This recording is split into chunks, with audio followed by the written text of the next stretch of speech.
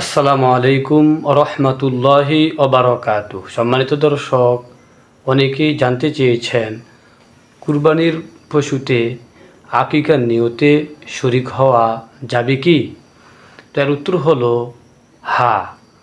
কুরবানির পশু যেমন গরু, মহিষ, ওট এই জাতীয় পশুগুলাতে কুরবানির পাশাপাশি আকিকার নিয়তেও শরীক হওয়া যাবে।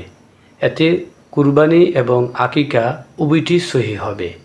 একজন ছেলের আকিকার জন্য দুটি অংশ দিতে হবে এবং একজন মেয়ের আকিকার জন্য একটি অংশ দিতে হবে।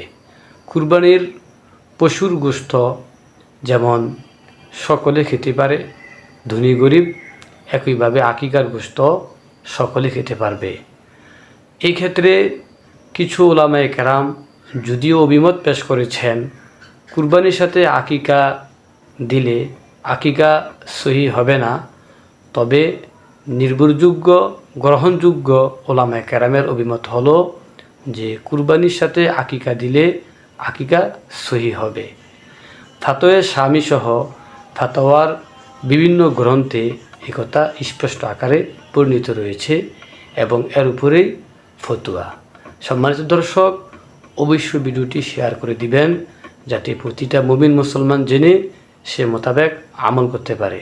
আসসালামু আলাইকুম ওয়া রাহমাতুল্লাহি ওয়া বারাকাতুহু।